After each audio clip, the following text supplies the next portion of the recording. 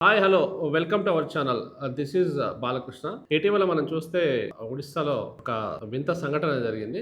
ఆదివాసీల సంబంధించిన ప్రాంతంలో ఉన్నటువంటి ఒక గ్రామీణ బ్యాంక్ సంబంధిత వ్యక్తి ఎవరైతే చనిపోయారో కల్రా ముండా అనే ఆమె సోదరుడు జీతు ముండా అనే అతను వెళ్ళి డబ్బులు 19,300 రూపాయలు అకౌంట్లో ఉన్నాయి, నేనే లీగల్ హెయిర్, దయచేసి నా డబ్బులు నాకు ఇవ్వండి అని ఆయన కన్సర్న్ డాక్యుమెంట్స్ ఏవైతే ఉన్నాయో, లీగల్ హెయిర్ డాక్యుమెంట్స్ కావచ్చు, లేదా మీరే ఈ తమ్ముడు అనే ఒక legal heir certificate, death certificate లాంటివి ఏమైనా తెస్తే నీకు డబ్బు ముడుతుందని చెప్పడం జరిగింది బ్యాంక్ వాళ్ళు. స్టోరీ కాస్త పక్కన పెడితే చాలా మంది ఇక్కడ వైరల్ చేసింది ఏంటంటే, ఒక శవాన్ని ఒక వ్యక్తి మోసుకుంటూ బ్యాంక్ దగ్గర తీసుకురావడం, ఇది సాక్ష్యంగా తీసుకొచ్చాడు అని చెప్పి చెప్తున్నారు.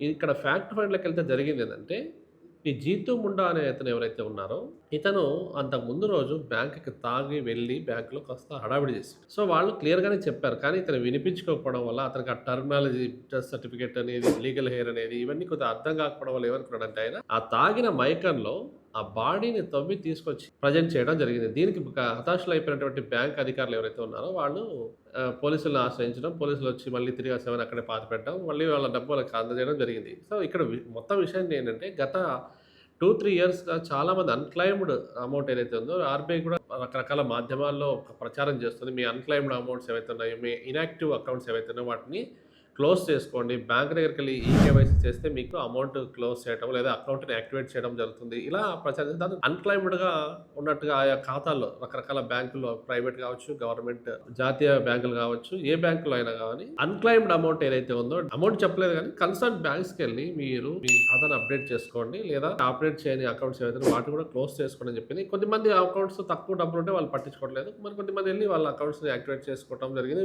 మల్టిపుల్ బ్యాంక్స్‌లో అకౌంట్ ఉంటే ఆ మినిమం బ్యాలెన్స్ మెయింటైన్ చేయడం ఇబ్బంది అవుతుంది చెప్పి కొంతమంది ఖాతాలు వెళ్ళకుండా కూడా ఉంది. సో, ఇక్కడ ఓవరాల్‌గా ఏంటంటే, బ్యాంకు మోసం చేస్తుంది, బ్యాంక్ ఏదో ఇబ్బంది పెడుతుంది కస్టమర్స్ అని కాదు కానీ, సో, బ్యాంక్ వాళ్ళు చాలా సరళతరంగా మారుతోంది. ఇప్పుడిప్పుడే బ్యాంకింగ్ వ్యవస్థ చాలా రోజులుగా చూస్తున్నాం మనం. గతంలో చాలా ఇబ్బందికరంగా మిస్ మ్యాచ్ అయినా, ఇంకోటి మిస్ మ్యాచ్ అయినా కొద్దిగా ఇబ్బందికర పరిణామాలు ఉండేటివి. సో, ఇటీవల కాలంలో కొంత సరళతరంగా ఏర్పడింది. అంతా ఆన్‌లైన్ అయిపోవడం వల్ల ఏమైందంటే, సో, వ్యక్తిని ఐడెంటిఫై చేయడము, ఆధార్ కార్డ్ లింక్ రావటము, ఇవన్నీ. కాకపోతే ఇక్కడ జరుగుతున్నది ఏంటంటే, బ్యాంకింగ్ విధానంలో వస్తున్న మార్పుల పట్ల ప్రజల్ని చైతన్యం చేయలేకపోవడంలో ఆర్‌బీఐ కావచ్చు, లేదా సంబంధిత బ్యాంకులు కావచ్చు, అధికారులు కావచ్చు, ప్రభుత్వం కావచ్చు, వివరాలలో కూడా స్మార్ట్ ఫోన్లు వాడుతున్నారు.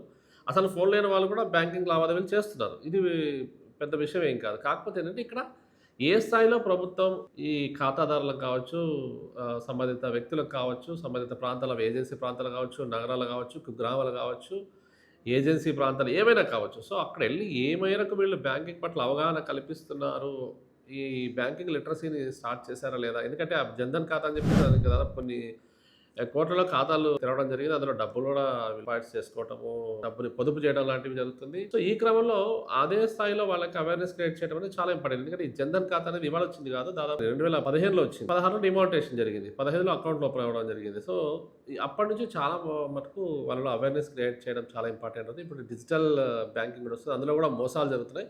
ఏదేమైనప్పటికీ ఒక బ్యాంక్ నుంచి లావాదేవీలు జరుగుతున్నాయి. ఒక బ్యాంక్ ఆర్థిక వెసులుబాటు కల్పిస్తుంది, లోన్స్ ప్రొవైడ్ చేస్తుంది. ఇవన్నీ చేస్తున్న క్రమంలో అదే బ్యాంక్‌కి సంబంధించిన ప్రత్యేకమైన ఒక వింగ్ ఈ అవగాహన కోసం ఏర్పాటు చేసిన అవసరం ఉంది. వారాంతాల్లో కావచ్చు, లేదా ప్రతి నెల ఒక సెపరేట్ రోజుని కేటాయించుకొని, రెండో శనివారం అలా, నాలుగో శనివారం ఇలాంటి హాలిడేస్ వస్తున్నారు.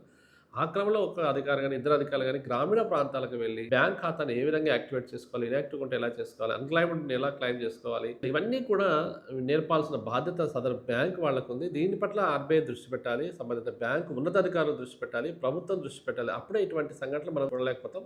రాబోయే రోజుల్లో కూడా మరిన్ని సదుపాయాలు బ్యాంక్ కల్పించడానికి ముందుకొస్తుంది.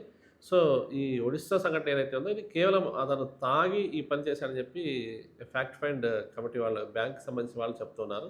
సో, అతనికి బ్యాంక్ పట్ల అవగాహన లేదు కాబట్టి ఈ విధంగా డబ్బు కోసం ఆ శవాన్ని తీసుకొచ్చాడు అని చెప్పి చెప్తున్నారు.